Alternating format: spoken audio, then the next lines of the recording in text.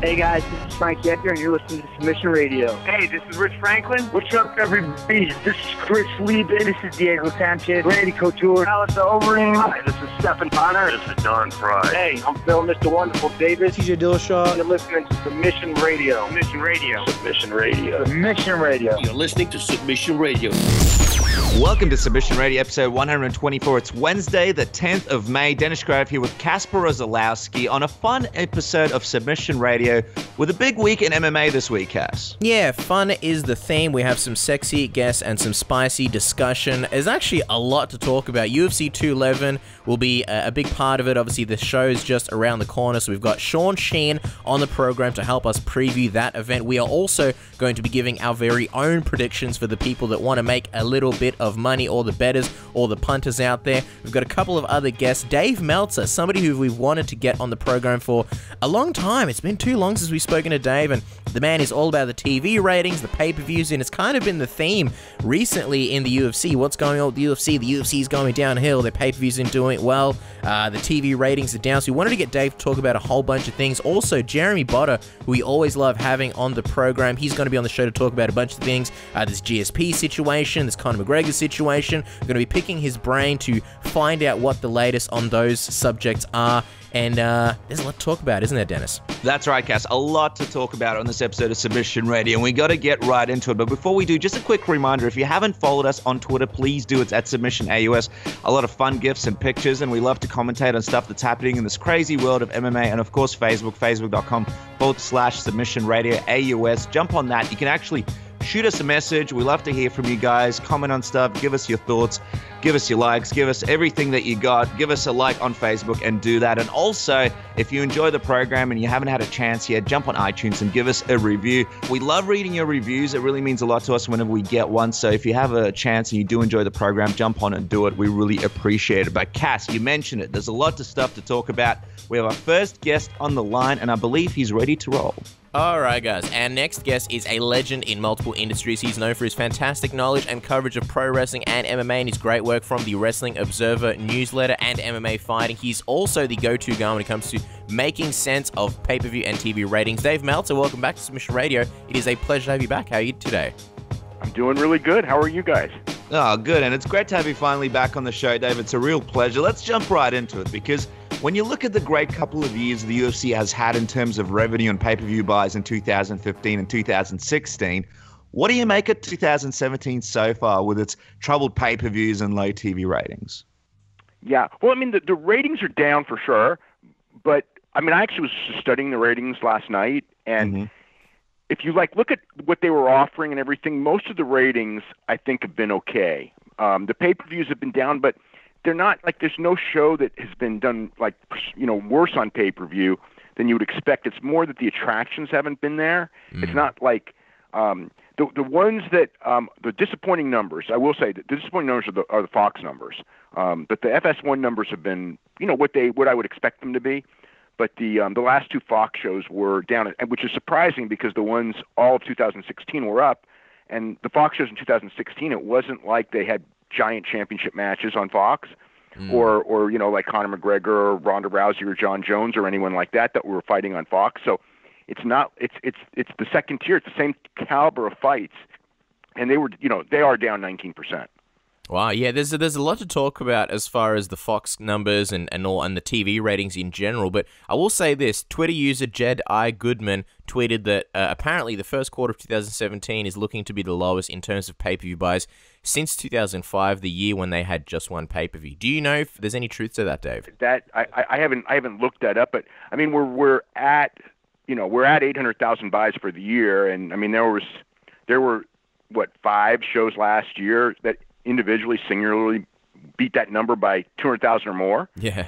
So, yeah, I mean, but it's because we haven't had the big fight. I mean, it's not like if there was a show where I go man, this show's going to kill in pay-per-view, and it didn't, and it did badly, then I would go, okay, this is something to worry about. What we, I mean, it's the reality of not having the big fights. I mean, and we can all see that those really big fights, the ones that people really wanted to see. We haven't had one of them. I mean, the biggest was Woodley and Thompson, and that wasn't that big. I mean, it did about as well as I would have expected it to do, though. I'm curious because From a sort of pro wrestling perspective, with the WWE, they like to, a lot of the time, people always complain, but sometimes when they get it right and they finish the pay-per-view on a high note, people that paid for the pay-per-view are part of the subscription. They kind of feel good about tuning in, spending time on it, subscribing to the network. With 208 and 209, the end of the pay-per-view specifically were a little bit disappointing, and I just thought from a fan's perspective, the fans that did go out and buy it, it could almost be like a little bit of a negative experience. Do you think that it potentially could have an effect on the number of pay-per-view buys if cards do sort of end up in these kinds of sort of average circumstances? I think over time, yeah. And yeah, usually, whatever it is, most UFC shows are going to be good, but you're right. I mean, the pay-per-views have all been flat, I think, this year. I think one of them was a good pay-per-view, but it ended badly. And I think the other two, I mean, you had the Jermaine Durandame and the Wonder Boy and Woodley.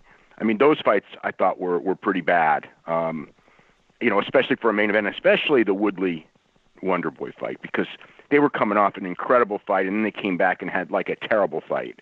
So that was a huge disappointment. That doesn't help matters any. And perhaps that hurt the Cormier Rumble numbers a little bit. I mean, if you pay $60 or $65 and have a real bad experience and your friends are there, it can be a negative for sure. Yeah, I don't think it's a giant negative, but it's yeah, they haven't had like they haven't had any good breaks this year. I mean, that's part of it. And then you've got just a lot of problems have come home to roost this year. You look at, I think, a lot of unrest among the talent, among the fighters, a lot of tremendous frustration among the fighters, just right now. So I think that doesn't help. And you've got so many of the top fighters not fighting. I mean, even throwing out McGregor and Rousey retiring as the big ones, but I mean, it's like the Diaz brothers and, a lot of other fighters are just, St. Pierre was talking about fighting in November of last year, and now he's talking about November of next year. It's just like, and then that whole middleweight division, that's a mess. I mean, I don't know, if Bisping's really sitting out until November, it's a complete mess. It's a ridiculous situation. And, you've obviously covered the sport for many, many years, Dave. What do you sort of make of this chaos and disorder that has come since basically WME-IMG took over? I mean, you mentioned it just then, fighter morale seems like it's an all-time low. Free agents are switching to Bellator. The rankings and the titles have basically never meant less. And it seems like WME-IMG is sort of trying desperately to make their money back with these nonsensical and sometimes, I guess, frustrating because of the delay money fights. Are you concerned at all when you look at the direction of the sport? Not necessarily in saying that, the UFC is going to go bankrupt or anything like that, but just in terms of the way it's moving away from what made it really good in the last few years. Yeah, I don't actually see that as much, because I think that like what's happened in a lot of cases is what would have happened if it was the Fertitas owning it. Mm-hmm. I think that it's just one of those things because they had a really bad year in 2014 when everybody was hurt and things like that. These things happen, but the fighter unrest, obviously, you guys all know, it wasn't like that though. I mean, that is a difference. As far as like unworthy contenders, it's I mean, the Durandame and Holly Holm fight was a joke. I mean, as far as like creating a championship, that. I don't even know what to make of that still. I mean, other than they had a pay-per-view and they needed a fight. And the middleweight thing didn't bother me until George said he wasn't going to fight till November. Now it bothers me. It's like he was going to fight and then everything would get back on board. The idea of George St. Pierre moving up a weight class, challenging, he's a big superstar. It would have been the biggest fight of the early part of the year, maybe the biggest fight of the whole year. So I don't really begrudge them for trying to make that fight. But now that it's November, now you can't sit here for November. And if that fight falls apart because Bisping defends and loses, so be it. That's just the sport. And but that I don't know what they're going to do. And then losing Anderson Silva off of the Rio card, I mean that's not good for the Rio card. It's not good for the live fans. So but that's not so much like not. Nonsensical matchmaking. I mean, they tried to get him to fight Rockhold, then they, and it didn't happen. It's, but a lot of the fighters, I think that you got a lot of the fighters. So the one thing, and maybe you have to like take control and offer money in a different way than they do now, because right now when you have a relatively low base pay, but the big money comes on pay-per-view points, the fighters are going to want to fight who they can make pay-per-view points on, which is often, if not regularly, not the best contender.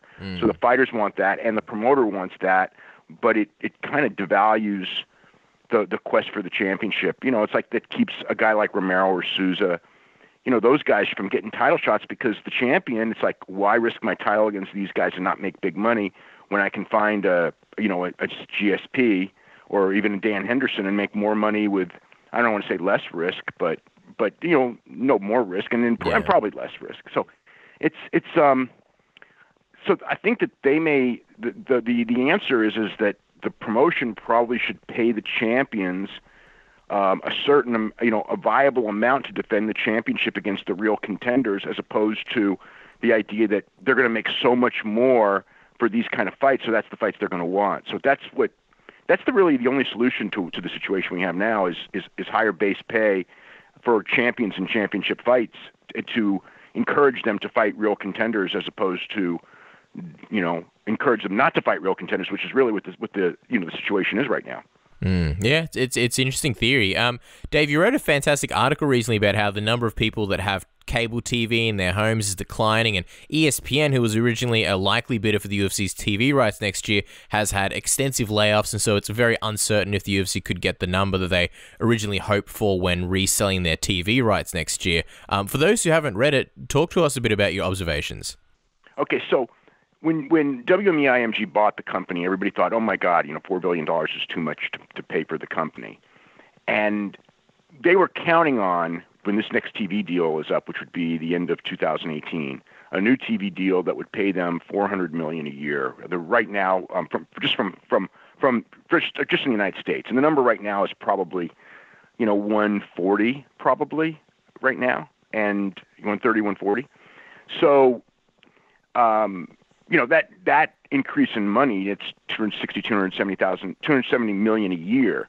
That alone, considering the company's already really profitable, is just, it makes it a very, very valuable entity. And if they got that deal, it would be worth the $4 billion price. The problem is to get that deal, I think what they were counting on is either being able to split the rights like the NBA does and the NFL does with different networks, and each get, let's say $200 million a year from each network, or if somebody wants exclusivity, have, ESPN, Turner, and of course Fox all bid, for it, and then whoever gets it, but you'll run up the number. I think that's what they were wanting. Obviously, if ESPN is out of the picture, because ESPN has, NBA and NFL contracts that go for years and years and years, and they're stuck with those contracts, and they're for more money every year, and if ESPN's not taking in more money or enough more money to cover those things, they're not, the secondary sports like a UFC, they're not going to get big money bids. And I mean, what's happened is everyone's counted on sports rights fees going up, because that's what they've done since, the last 40 years. They just keep going up. So, everyone just thinks, hey, if I buy a sports franchise, I mean, I'm going to make a killing on television rights fees because it's going to keep going up, because sports is the one thing that's going to keep television going in the United States. But, at some point, it becomes not cost effective anymore. And if the cable companies are losing money, then they got to cut back on what they're spending for product. Yeah, of course. And if the UFC does hypothetically end up getting a really lucrative deal on television rights that offsets the low pay-per-view numbers, and obviously that's a big if, do you see them drastically changing their business model and the way they structure their cards? Like, would we potentially see less star power on pay-per-views and much more stacked TV cards to appease their television partners, Dave? I mean, it's a possibility. What I would see more likely is not less stacked pay-per-view cards. I would say that you would do, but maybe the idea of doing 4 to 6 pay-per-views a year instead of 12 or 13, and have those extra ones be like network specials on a Fox or something like that. So you would have stronger cards on television, but you'd really stack the pay-per-views, because you have to stack the pay-per-views to make them special. And if you only do a few of them a year, in theory, they should all do really well, because if they weren't going to do well, you would just keep them as TV cards. So I could see that kind of a change. Yeah. I think that in the long run, I think that makes sense. I don't think that the 13 pay-per-views a year, 12 pay-per-view a year model is going to go forever, because people are just going to pick and choose more and more. But the big show being on pay-per-view, I think that's that's not nearly as dead as a lot of people think. I mean, when you have the really big card, the people are very willing to pay, but they're not willing to pay for just, oh, we got a pay-per-view on, this week and it's so-so. People are very willing to skip that. And as far as TV ratings goes, UFC on Fox 22 did great ratings with young and experienced prospects like Sage Northcutt, Mickey Gall, Paige Van Zandt headlining over veterans like Uriah Faber. Then there was UFC on Fox 24 that did poorly despite very high-quality matchups and a Demetrius Johnson title fight. So what do you think this means as far as the UFC strategy and approach towards future TV cards? Well, I think the one thing, and it's the worst thing for the sport, is I think that when it comes to TV, you're like looking at headlining with, pretty girl versus pretty girl, or pretty boy versus pretty boy. You know what I mean? It's like trying to get models and hope that they can fight as opposed to great fighters. I mean, because that's the lesson. And unfortunately, I mean, the TV networks are going to pressure you. They're going to go, hey, I want Sage Northcutt, I want Paige Van Zandt, and it becomes tough because they're not top caliber fighters. I mean, when they announced Paige Van Zandt and what's her name, Michelle Waterson to headline, I thought, my God, as a headliner, but it drew really big. I mean, and that was a really fun night in Sacramento anyway. Mm-hmm. But this last show with Demetrius, I thought that it would do just fine. I was shocked at the number. So that was like a big surprise. And Michelle Waterson was even on the card, which really tells you how much Paige Van Zandt really helped. And Uriah, I think, also helped a lot to draw that number in December. But, yeah, I mean, it does tell you that, Demetrius Johnson, the greatest fighter in the world, technically, it's, look what happened. It speaks for itself. People didn't tune in. And I mean, some of it was that I don't think people bought Wilson Hayes as a challenger, but still it was a guy that, I mean, that number surprised me because it was a guy, it was a guy who was being hyped like crazy as the best fighter. And it was, and it was fair hype. I mean, he's proven it. And he was going for Anderson Silva's record. And it just showed that, like, to the general public that they just didn't care that much. Mm-hmm. I want to run this by you, Dave. Obviously, the UFC, they're kind of struggling for stars a little bit. They're trying to create new stars. Some of the fighters we mentioned just before got derailed, like Paige Van Zandt, like Sage Northcutt. And obviously, if there's no Rousey or McGregor, the UFC needs somebody to offset the lacking pay-per-view draws. And obviously now there's these rumors of, not so much rumors, but people looking into things from Chuck Liddell. He's posting pictures on Instagram, a couple of sparring sessions. He's saying he's not, he's retired, but he doesn't know. In general, are you sort of buying into this speculation of a possible return? Chuck Liddell and Matt Hughes. I've seen Matt Hughes talk about one fight again. Well, because Dana retired him, but do you think WME-IMG would say, well, we need him, so we're bringing him back. We don't care. Yeah, I mean, it's a possibility, I suppose. I wouldn't want to see Chuck come back at all. I'm not sure I would want to see Matt Hughes come back either. Yeah. I kind of hate that. I haven't been happy watching BJ Penn. I've been really sad watching BJ Penn. Yeah. So, yeah, I mean, I hope not. But like, would Chuck Liddell coming back draw? Yeah, he would. I'm sure he would. So it's. I mean, maybe that would be for Look, Bellator put worse people in than Chuck Liddell would be at this stage of the game, a lot worse. So I'm sure that Bellator would find a Chuck Liddell and Stephan Bonner fight, or Chuck Liddell and Chael Sonnen fight, or something. You could make it, and they would draw big ratings with it. As far as with UFC, try to do that or create maybe a seniors fights or something. Man, I don't know. I mean, there is something. I mean, if they fight guys their own age, it's not as bad. I still don't like it, though, because you don't want to see guys that are much slower and with their diminished chins and everything. It's really, fighting's just not a good thing for guys over 40. I really would rather not see it, but, man, the public would buy it. I know that. Well, speaking of stars, Dave, Nate Diaz was obviously on the MMA Hour last week and provided an update on his status as well as some more insight into how his mind works. There was a lot covered and a lot of statements from him that were highly questionable. So what was your main takeaway from the chat? Because people are sort of trying to make sense of it all. My sense of it all is that he made a lot of money for those McGregor fights, and he wants a lot of money, or he doesn't care if he fights, and he's got enough money that he can probably live the rest of his life. So he's not stressing, and he's fine. and more power to him. And they want him to fight. I guess they wanted him to fight Tony Ferguson, which would have been a great fight. It would have drawn that would have probably done real well. I mean, it would have been if they had gotten that for one of these cards coming up. What was the July card or something? Or I think that would have it would have perked things up. It would have been great for the company. But I think both Diaz brothers are they're not so wanting to fight right now. What I don't understand is it kind of looks like Dana White doesn't, if that pay-per-view did come together, if Nate did fight Tony, it doesn't look like Dana White would give him any pay-per-view points because he's not a champion. But do you think in the situation the UFC is in... That's ridiculous because he's a draw. It takes two to draw.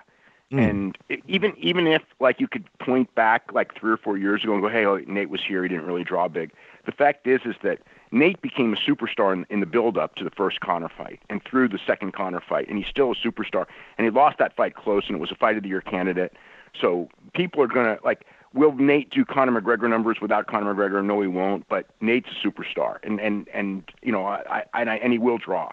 Why do you think Dana or the UFC are so hesitant in giving pay-per-view points to non-champions?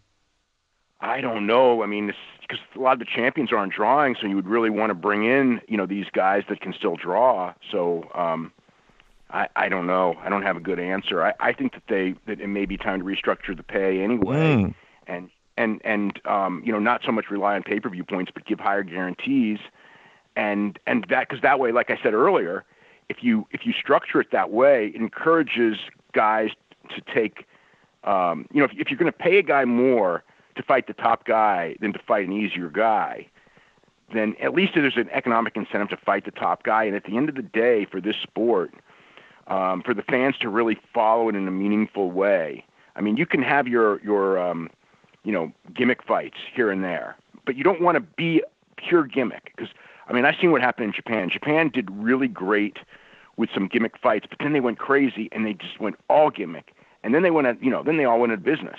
It's like your rule, the rule of thumb should be the right fights, the fights with the contenders and everything like that. And then every now and then, if something pops up, like a Conor McGregor, Nate Diaz, you can do it because everything else is fair and straight and everything.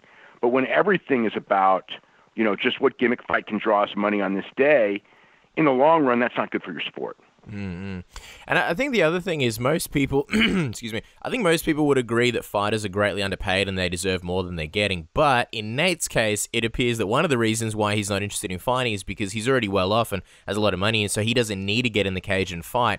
Conor McGregor, who the UFC needs badly, is already in that same position. He'll be even more so after the Mayweather fight. So this creates a huge problem for the UFC when their biggest draws no longer need them. What do you think of this notion, Dave, that millionaires don't want to fight, and is there a solution to this option? You're right. It's absolutely true.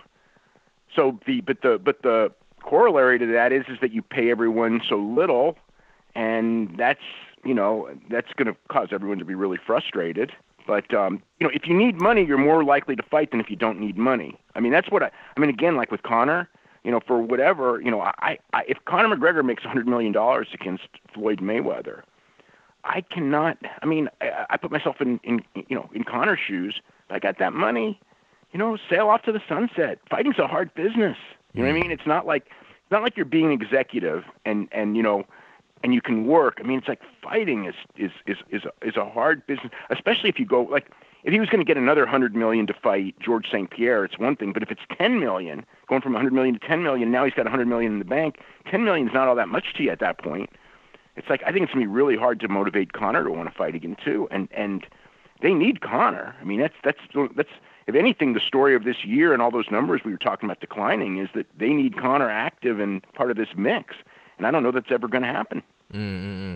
And just on that Mayweather-McGregor fight, I mean, the fight's obviously going to get a huge amount of exposure, but it's really tough to envision a scenario where casual fans or boxing fans tune in, they see McGregor lose in a lopsided contest, and then they decide that, hey, they suddenly want more of him and they're going to buy his future pay-per-views. And then obviously there's Floyd, who's probably going to go back to retirement afterwards, and so there's no real investment. Nobody really benefits in the long term. How do you see this fight affecting the UFC and Conor McGregor afterwards?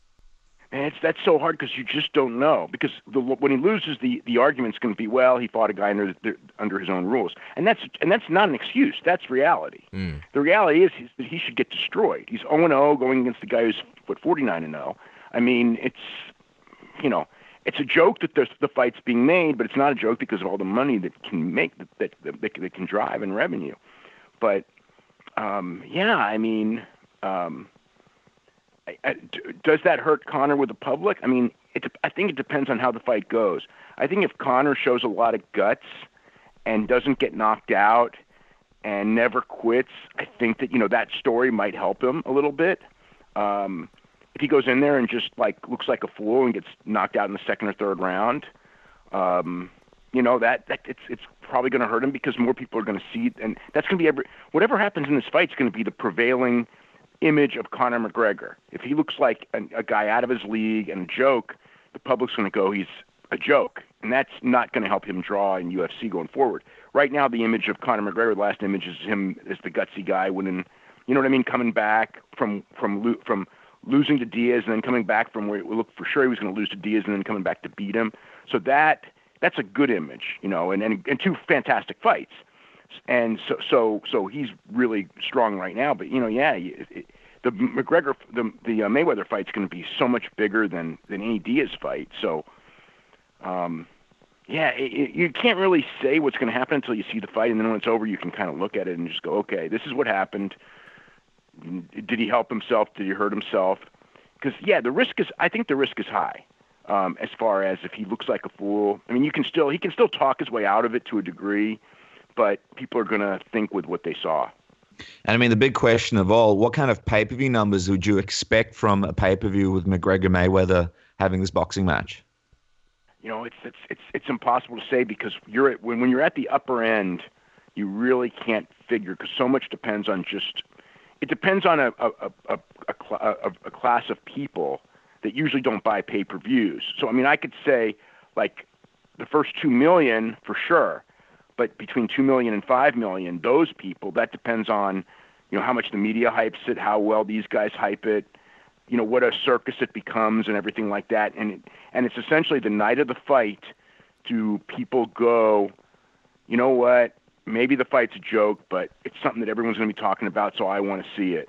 And if it gets that, then they're going to do phenomenal business like the Pacquiao fight. Because that's what happened with the Pacquiao fight. The Pacquiao fight, I thought, maybe 3 million, and they did, 4.6.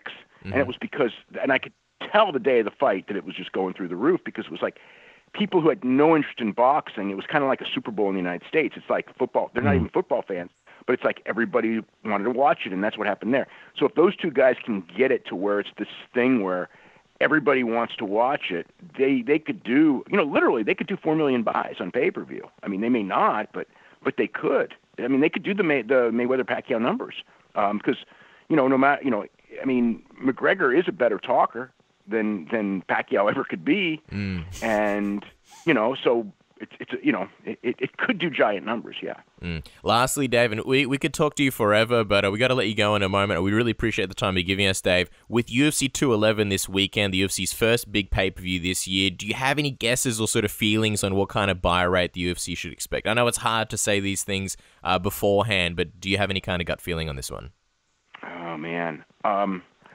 Right now, I don't feel super strong about it, but I love the card. Yeah. Because usually, historically, when you have these really good cards, but not the super main event, it usually doesn't do that great. So, I mean, I guess that the last two shows have done in the threes, or what I should say, right around 3. I think that the Thompson did right around 3, and then the Cormier fight did just slightly under, I think. So, with the depth. It's like, will people tune in to see Frankie Edgar and Yair Rodriguez? I mean, it's a great fight if you're a fan, that's for sure. Or, Cejudo and Pettis, or, Maya and Masvidal is a super interesting fight. I don't know if it's going to be a great fight, but it's absolutely an intriguing fight. And Joanna and Andrade is a probably the best women's fight that you could put on in UFC right now. Yeah. So that's good. And the first Dos Santos and Stipe fight was great. So if this fight, it could be a really great card. But it's like, I don't feel 350, if you put it that way. I mean, 350 I don't see. But hopefully I'm wrong. All right, guys. Well, make sure to check out all of Dave's amazing work on the Wrestling Observer newsletter. If you haven't subscribed, why not? Jump on it. Make sure to do it. And also his great work on MMA fighting. Dave, a pleasure as always. Make sure to follow Dave on Twitter at Dave Meltzer, WON. Thank you so much for your time, Dave. We can't wait to see what happens in this crazy world of MMA, and we really appreciate you coming on the program. anytime it is crazy. It's really crazy this year. This is Chael Sonnen, and you are listening to Submission Radio. All right, guys, our next guest is a friend of the program who's known for his awesome articles in the MMA world. You've known him from his great work with such websites as Flow Combat, Bleacher Report, and much more. He is now the man behind Wizard, a website combining UFC, Bellator, and pro wrestling, featuring breaking news and original reporting. Jeremy Botter, welcome back to Submission Radio. It's good to have you back on the program, man. Man, it's good to be back. It's always good to be on with you guys. Excellent. We love whenever you come on. Now, we're days out from UFC 211 in Dallas, Texas. You're in Texas, not Dallas, but you are in Texas. From a guy who's obviously, a bit of a local, boots on the ground, what would you say the vibe is like ahead of UFC 211? Because let's be honest, the UFC have had some unfortunate pay-per-views this year, and this seems like the first big one by far. Yeah, so I'm not on the ground in Dallas. We had a family member. My sister just had my first nephew, and so we've kind of been consumed going back and forth to Houston for that to make sure that I am his favorite uncle as he grows up. So got to start that early, But I'll tell you one thing, man. I wrote this in my newsletter today. Newsletter comes out every Tuesday, and it's got my columns in it. What I wrote is, look, I've been suffering from MMA burnout for a long time, and I think there's a lot of people the same way, just because it's just too much to keep up with, right? Like, even when you're doing this full time for a living, like, it can be overwhelming. And it's been a long time. It's probably since UFC 205, I would say, that I've actually been really, really excited about a fight card, not just one fight, not just a main event, but a whole fight card. I kind of have that feeling that's been missing for so long, like I did in the old days, where every single UFC event was kind of a must-see event because of multiple fights and multiple fighters, and not just one, not just the boxing model where you've got a big fight on top and then a bunch of shit underneath it. You're looking at a stacked card. Well, at UFC 211, man, I marked this one on the calendar a month and a half ago. You can ask my wife. I've been talking about it ever since, probably a month and a half, 2 months, ever since the card started coming together. This is the first time in a long time where I've been really, truly excited about a fight card. I've made plans to go watch it. I'm not going to be covering it live, just because I don't want to travel if I don't have to. And I've got a really nice TV, so I'm going to watch it here in my own living room. But I am really, really excited about at least 6 fights on this card, maybe 1 or 2 more. We were talking with Dave Meltzer earlier on in the show, and he sort of brought up this notion that maybe the future for the UFC is doing less pay-per-view and sort of focusing on getting the cards bigger and more exciting. Are you a fan of this? And is this sort of what you think should be done? And also, do you think this is kind of maybe the future that we're looking into with the UFC? Yeah, I think you're looking at OTT, over the top. You guys know what that is. That is streaming services, Netflix, your WWE Network, HBO Go, things like that. Yeah, that is, honestly, that's the future of programming. That's the future of the way that we're going to consume content. I think pretty much every industry expert would agree with that. And during my time at Flow Sports, which is an OTT company, I was really able to see just the power of what that kind of avenue into a living room and onto a TV, a consumer's TV, just how powerful that can really be. And so, we'll bring up WWE again. With the WWE Network, they were way ahead of the curve. They were so far ahead of the curve, actually, that there was a lot of growing pains at the beginning. And it's still not a thing that they, make a lot of money on, per se. They make some money, but not compared to what they used to with even small pay-per-views.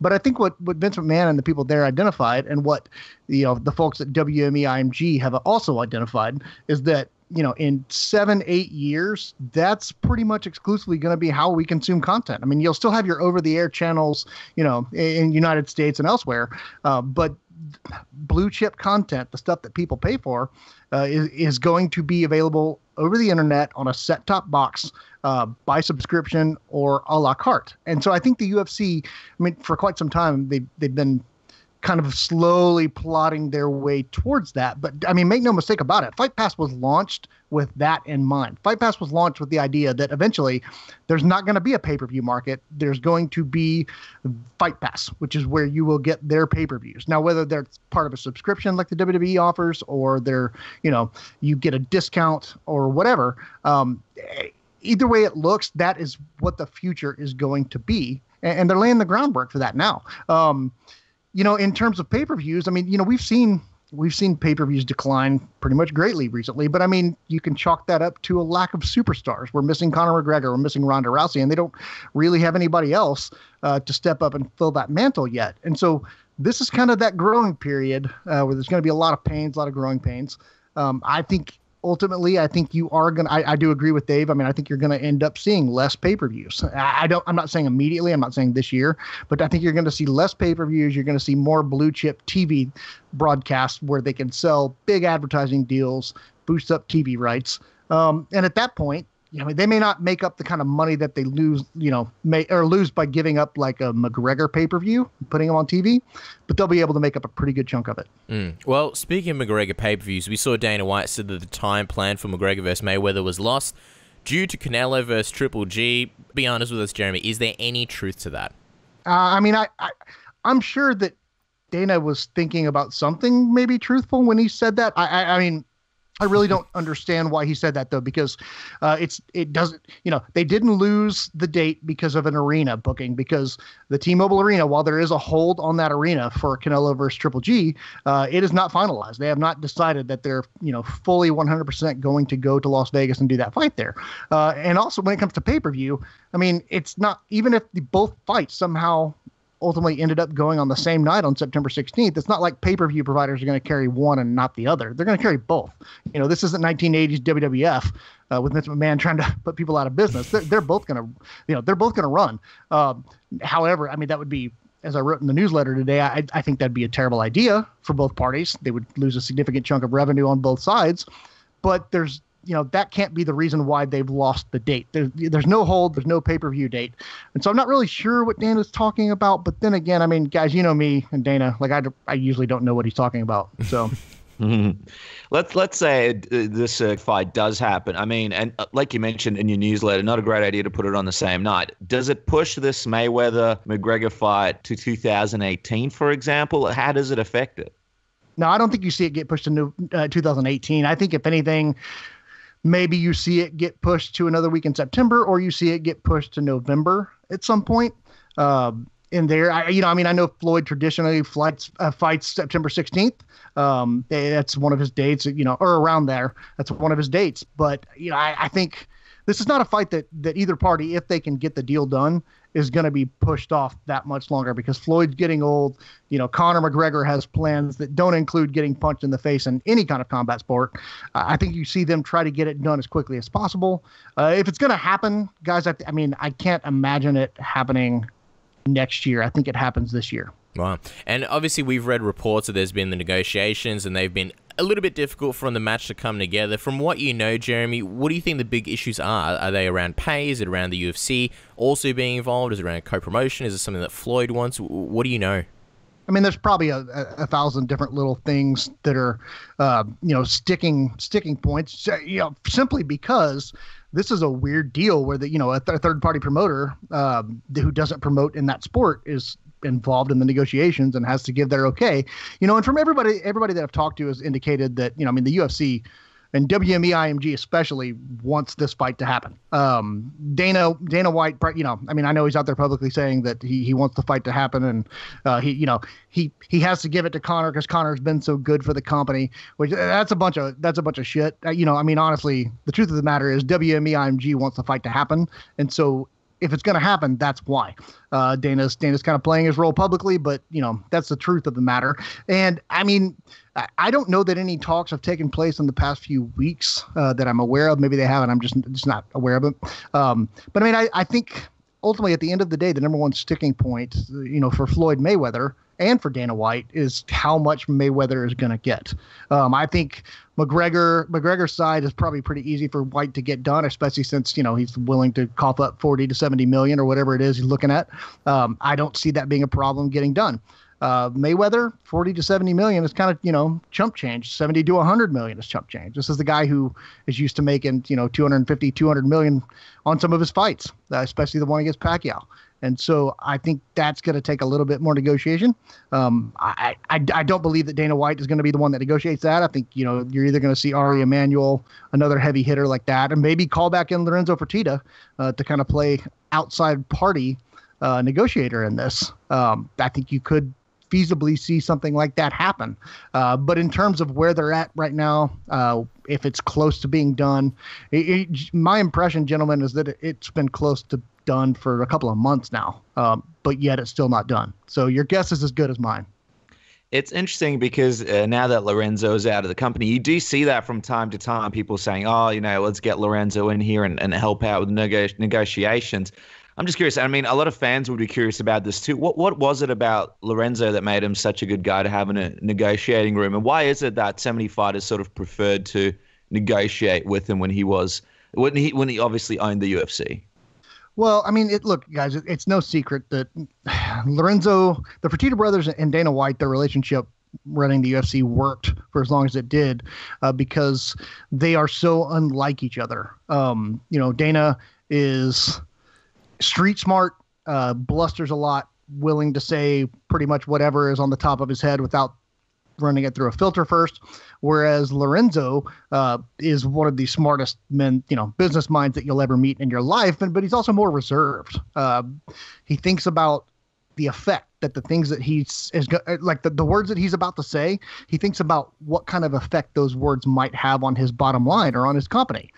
Whereas Dana doesn't really seem to think about that historically. And so Lorenzo, you combine the intelligence that he's got with, he spent years running a billion-dollar casino business. You combine that intelligence, that business acumen with someone who is very reserved in personality when it comes to negotiations, and it's just people feel more comfortable dealing with that. You can tell Lorenzo that you're not happy with an offer that he's made without him screaming at you that you have to take it or you're fired or you'll be released or that's the offer, take it or leave it. You don't get that from Lorenzo, really. The people that I've talked to who have negotiated with Lorenzo just said it's a different world. It's tougher in a way. I'm not saying that Lorenzo is a pushover in negotiating, but he seems more reasonable, or at least gives you the impression that he is more reasonable. And so I think that's why you still see his name thrown about. I mean, I'm sure you guys have heard the rumors that there's some kind of buyback clause in his deal that sold the UFC to WME, where, if the UFC fails and WME at some point decides they want to sell it off, then Lorenzo might be able to buy it back for a fraction of the cost. I mean, that'd be a hell of a deal. But even if that didn't happen, I think Lorenzo has pretty much already cemented himself as, he's a great business mind to follow. He's a great business mind to look up to. And I think that's why so many fighters like dealing with him. And while we're talking about negotiations and public negotiations, a person who's not fond of Dana in the UFC at the moment is Anderson Silva. And it looks like at this time that he's off UFC 212 after his interview on the MMA Hour last week, where he discussed being fed up with UFC and potentially retiring if he doesn't get the matchup that he wants. What did you make of Anderson's demands and what's happening right now? Well, I also wrote about this in the newsletter. You guys have good topics selection this week. So here's the thing, man. Like Anderson Silva's won one fight in 4 years, almost 4 years. And that one fight that he won was kind of a middling, weird decision win over Derek Brunson. And I'm not sure. I mean, I know that we're throwing around interim titles for anything these days, but I'm not sure what would make Anderson Silva or his camp think that that's a good argument for him to have. Like, I know that title shots are not really deserved or earned or anything like that, because it's I believe, as I always have, that this is a sports entertainment business first with fighting second. Who deserves and who matters and who has earned stuff nobody really gives a shit about that when it comes to actually booking the fights. But then you see something like this with Anderson Silva, who has, needless to say, not been himself in many years, saying that if he doesn't get an interim title fight, he's going to retire. That one really made me scratch my head. I have no idea where he's coming from with that. I know he wanted, he wants to go out big in Brazil, have a big fight in Brazil, but I'm not sure what he thought he was going to accomplish by trying to force the UFC's hand on that, particularly with his recent record. I mean, you guys may have a better idea than I do, but I can't make head or tails of that one. No, it's a fascinating situation that's going on. And I mean, the big question is he definitely off UFC 212, or do you think there's still a chance somehow he gets some kind of matchup and the UFC is able to figure something out? Well, I mean, if he said that if he didn't get an interim title fight with Yoel Romero, he was off. And so unless he goes back on that demand, which, wouldn't be the craziest thing in the world, or the UFC relents and, grants him an interim title fight, which, if Dana has said that that's not going to happen, we all know that there's still a pretty good chance that that's going to happen. You know how that thing goes. Unless one of those two things happen, though, I don't see him on the card, which would be a real shame. You know, if he just kind of petered out with that win over Derek Brunson, didn't get a chance to go out there in Brazil and do it at least one more time. I'm very interested in what you said about him sort of finishing things up in Brazil. I mean, it looked like he signed this new contract and, you know, possibly to hang around for a few more fights. From what you understand, does it look like we're only going to see Anderson Silva another couple of times if he does decide to make up with the UFC? Well, I mean, just going from his public statements and the way he's acting in interviews, it sure seems like he's not long for the sport. I mean, and I do agree with Dana White. Like, if you're talking retirement in this sport, if you're kind of openly lobbying that as maybe like an option, if you don't get what you want, then maybe you probably should retire. And look, I mean, I'm not sure Anderson Silva really needs to go out there and fight. I mean, God help me, I don't want to see him fight Yoel Romero. I mean, I don't think anybody wants to see that except for Anderson. Like, that's when he first said that, I was really, really praying that the UFC would not grant that wish. Like, thank God they did not, because that's not the kind of fight I want to see. Maybe his time in the UFC is just about done, unless they somehow decide to do the Masters division, which I don't think they will, because Bellator already has those guys locked up. I don't see any need for him to stick around. He's very, very rich. He's established financial platform for his generations of his kids and grandkids. He doesn't need to fight for the money. So if he's not being fulfilled intellectually or competitively by getting to fight guys like Romero, who would absolutely hurt him, then why stick around? You know, I don't know anything definitively. Maybe he'll fight a few more times. Dude, honestly, like, if we're being honest, I thought that he was probably going to retire like 4 years ago. So maybe 5 years ago. I was certain that he was done. And he's still here. So, God, what do I know?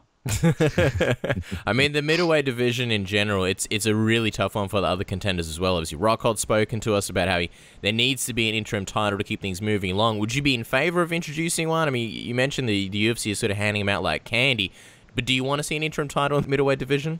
I mean, I don't really usually I don't have a problem with an interim title, but I mean, this is a division where Michael Bisping could fight this summer. But then we have this whole weirdness with GSP going on where he won't fight until October. I mean, I think they should just do Bisping and Romero. And, if Bisping wins, then he fights GSP. Honestly, I don't see that happening, though. I think Yoel Romero would win, and then you lose the Bisping GSP fight, which for all of the times people have shat on that fight since it was announced, you still got to admit that Michael Bisping running his mouth against GSP, who's super quiet and pretty respectful for the most part. There's something to that. People want to see that in a way that they probably wouldn't want to see Romero and GSP, or at least I do. When I say people want to see, I'm kind of like Donald Trump. When I say many people want to see that, what I actually mean is that I personally want to see that. Yeah. So, yeah, I don't think we need an interim title yet. If Bisping was injured and not going to be able to fight until next year, maybe. But I mean, I honestly, I don't think interim titles, all they do is devalue the real belts. And we already have enough divisions where everybody gets a championship. And if you start adding to interim titles to that mix, then what does the value of a championship really mean?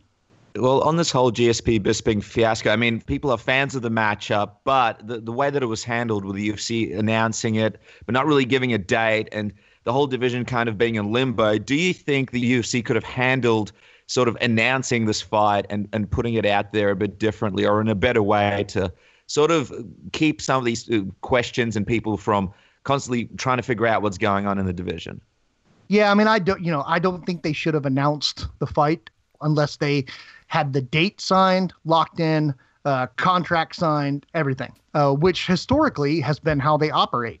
They usually don't announce fights that don't have a date or, a venue or anything like that. This is kind of a weird one. They've done it occasionally. I mean, CM Punk, we all remember CM Punk's going to fight in 2014 or 13 or whenever it was that they first brought him out, and then it was a few years later that he actually fought. But for big title fights like this, usually they prefer to have it locked in, all the graphics made, everything ready to go before they make the announcement. So I think, honestly, I think they just needed some publicity. It's kind of been a down year so far for the UFC. They're not getting a lot of attention. Mayweather-McGregor thing is overshadowing the UFC's own product, even though McGregor's a UFC fighter. they needed a win. They needed a win, and so I think that's why you saw them announce it the way they did. They just wanted to get some good publicity. I can't think of any other reason why they would have done that the way they did.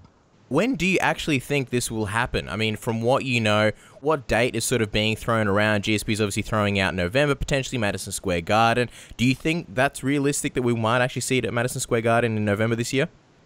I mean, I guess that's as good of a place as any, right? I mean, if they're going back there in November, and GSP is going to be ready by October, I don't see any reason to rush that and do it in October when you can hold it off for MSG, because you definitely need. I mean, Madison Square Garden is the fight mecca, the fight capital. Well, Las Vegas is the fight capital, but the Garden is the mecca for combat sports, for boxing. But the thing about New Yorkers is, and you guys were there. New Yorkers don't really put up with a lot of bullshit when it comes to the products that they're able to see. Like, if the UFC goes in there and they try to pass off an interim title fight between two people that you've never heard of in the main event of Madison Square Garden, New Yorkers aren't just going to come back next time just because you're the UFC and you're coming to New York. You have to keep giving them a product that they enjoy, the people with people that they know, fighters that they know. And so I think that if you're the UFC, if I'm working for the UFC and I know that GSP is ready in October, I wouldn't rush that fight out there in October. Yeah, I would hold it off for November. Absolutely. And I mean, just speaking on that, if GSP does, let's say, beat Bisping, and you have to sort of look at how his return run goes in the UFC, where do you see him sort of going next? What are the opponents you'd book for him to make the most out of his run? I mean, honestly, if I were running the UFC and GSP beats Michael Bisping, which I think he's going to. A lot of people I don't think are giving him enough credit. Maybe they've forgotten how good he is. And granted, Michael Bisping is quite good, but I do favor GSP in that fight. So if GSP wins that fight, honestly, the first fight I try to make is Nick Diaz. And if Nick Diaz turns down the fight, I go to Nate Diaz. Plain and simple. That's the first two fights I try to make. And then if that point, if Conor McGregor is fighting in MMA again, which I think I've told you before, I don't think he's ever going to fight in the UFC again. If he does somehow decide to make one more trip to the octagon, then I would do GSP and Conor McGregor. I would look for, you didn't bring GSP back and pay him what they're paying him to make him stand in there and give title shots to whatever young contender has earned a title shot. You brought GSP back for big money fights. He doesn't need a title, but GSP putting the title on the line against Nick Diaz, I'd watch that. Nate Diaz, for sure, you'd watch that. And then McGregor and GSP is the fight that, I could have sworn the UFC was going to do for GSP's first fight back. They didn't do it. I still would like to see that happen someday. I'm not really sure how it would go, and I think that's what interests me the most. So, yeah, I would do those three fights. GSP beats Bisping. It's interesting because Nick Diaz was originally the guy that GSP wanted. If you believe the rumors, apparently GSP wanted Nick Diaz, and the UFC basically said, no, we want you in a title fight. Which title do you want? Do you want welterweight or middleweight? And it almost seems like it'd be easy if they just did that initially, or at least have done that Anderson Silva fight, which a lot of people are sort of lamenting the fact that they didn't go with that direction now that we've still got, a million years essentially before GSP and Nick and Michael Bisping fight. But you mentioned Nick Diaz. I think a lot of people thought he'd be fighting Tyron Woodley at UFC 213 for the welterweight belt. Now we've read rumors about how Nick turned down the fight. Do you know what exactly is happening with Nick Diaz, and what exactly happened with that fight? How close was that fight to being done? No, I don't know if it was ever close to being done. I don't know if it was. I don't know if it ever even got beyond Nick telling him no, or Nick. I don't know how much conversation took place there. From what I understand, the Diaz brothers have not been super receptive. Nate's been a little receptive, but Nick has not been receptive at all, despite, being able to fight for the first time in years. You'd think he would be chomping at the bit to get back in the cage, but apparently not. The Diaz brothers have always kind of marched to the beat of their own drum, and Nick more so than Nate. So no, I don't know what happened to that fight. I have no idea who Tyron Woodley is fighting in July. I still, for some reason, I still have this nagging feeling that it's going to be Conor McGregor and Tyron Woodley, but everybody says no. Everybody keeps saying no. Nobody even kind of hints at that as being a possibility. But I wouldn't be surprised if Dana and Conor kind of determine that this Mayweather thing isn't going anywhere, and they throw Conor in there with Tyron Woodley. I don't think that's a good fight for Conor, but it'd be a big fight. Outside of Conor McGregor, man, I can't see a fight. I can't see a matchup for Tyron Woodley that's worthy of headlining a big pay-per-view event. Can you? I mean, no, it's tough, and that's probably that's Nick, the, and that's that's the it. big, that's the big thing. There's just nothing, not much out there right now, and a lot of people are sort of looking at the winner of Maia and Masvidal as potentially a quick turnaround for Woodley, but it all looks up in the air. I mean, Woodley has said he started his training camp. I'm just curious, with Woodley starting his training camp, was it the UFC telling him, "Hey, we think Nick Diaz is going to accept this fight," or was it just his decision to just start a training camp thinking he'd get a fight for 213 or 214? Because with no opponent in sight, it seems a bit weird for someone to start a training camp sort of being in limbo like he is at the moment. Yeah, I mean, it's a little bit weird, and I haven't spoken to Tyron about this, but I mean, what I think happened is the UFC came to him and said, "Hey, we're working on this guy to be your opponent on this date. Go ahead and start training it." And they do that same kind of thing for big title fights. They'll have a replacement fighter going through a training camp concurrently with the two people who are actually in the fight, just in case somebody pulls out. That's one of the things we learned about from that leak of the financial documents last year. That's one of the things they do. They pay for a replacement to go through a training camp just in case the worst happens and they have to replace them. And so I think maybe they did the same kind of thing here. They said, "Hey, we don't have the opponent locked in yet. A few things still have to happen. Tell you what, why don't you go and start training camp? We'll pay you your show money, which will cover the cost of his training camp, so that he can be ready just in case." But I mean, at this point, man, I mean, I think any fighter is going to be a long shot in terms of a big name. Maya and Masvidal. I mean, I'd love to see both of those guys against Tyron Woodley, but they don't really do much for the casual fan. I mean, shit, maybe they just put CM Punk in there, give him one more fight. I mean, why not, right? Why not? I mean, he is going to draw, so you might as well do it. Jeremy, we really appreciate the time you've given us. As we let you go, you mentioned this this newsletter, and I got to be honest, I'm intrigued. Tell everybody how they can actually get this newsletter. I believe it's coming out today. Is that correct? Yeah. Today's newsletter went out. It comes out. Well, I shoot for every Monday night or Tuesday during the day. There have been once that it came out on like a Thursday, I believe it was, but I aim to get it out early in the week. Each newsletter has my latest column, which you won't find anywhere else, my latest opinion column. I do put a little bit of breaking news and analysis and some stuff in there. And then I also have a new feature that I rolled out today. It's a watch guide for upcoming events, but I filter out all the stuff that I don't think you need to see, really. And I only include big events. So essentially this is a newsletter that's targeted for the busy MMA fan who doesn't have time to check Twitter all day and check all the MMA websites. I want to encapsulate all the news, everything you need to know about the sport for the week. I want to put it in here in one easy to read email newsletter. And you can subscribe to that. Yeah, the link is on my Twitter profile, or you can go to wizard.com. I'm about to put up a new sign up page there. And yeah, you can sign up there and it's free, which is awesome.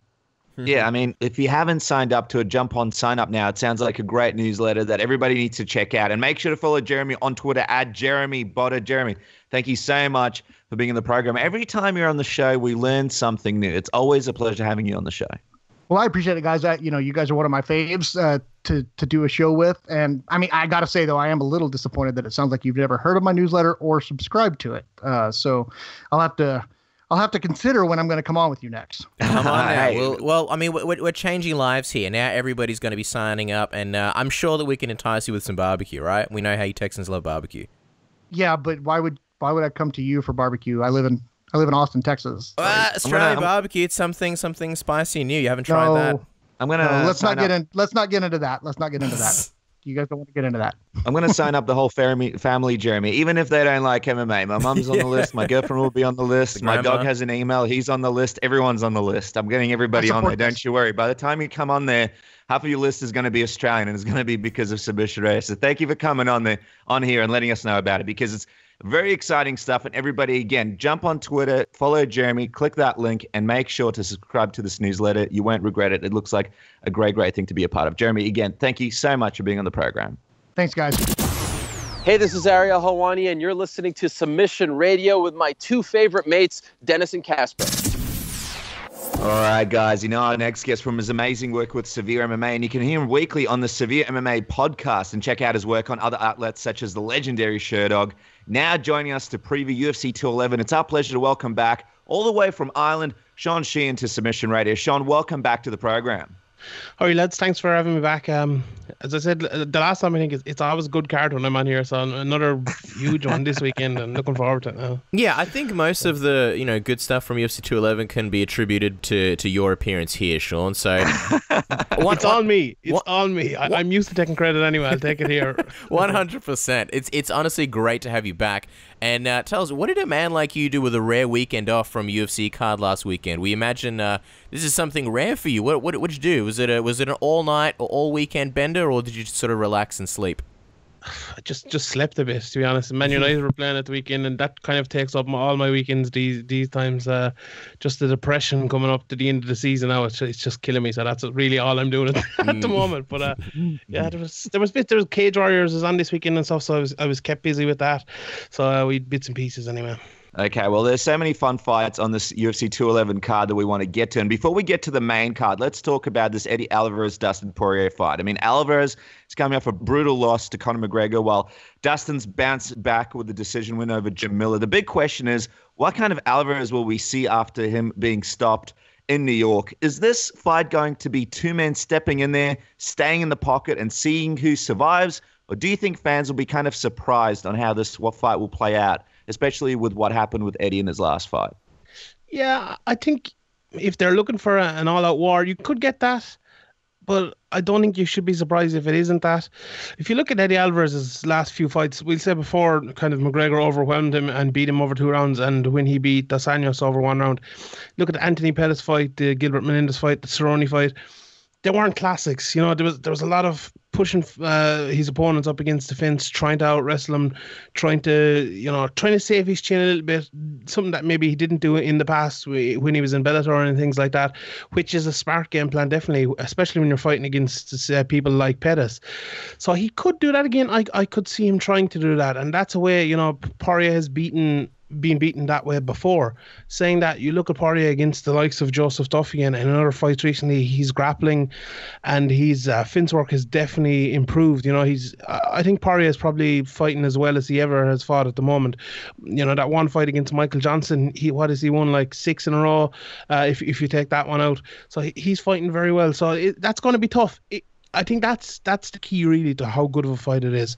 If Alvarez can push Poirier up against the fence, if he can, make it one of those dirty, scrappy fights that he likes to be in sometimes, against the fence with lots of grappling, that's not going to be a great fight. But if Poirier can stop him from doing that, if he can get his back off the fence, if he can circle out, we could be in for that great fight that you spoke about.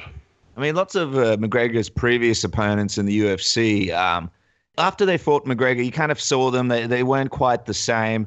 What do you think Eddie Alvarez is going to be like mentally going into this fight? I mean, he lost a huge fight on the world stage in Madison Square Garden. He mentioned how it was like a nightmare come true for him.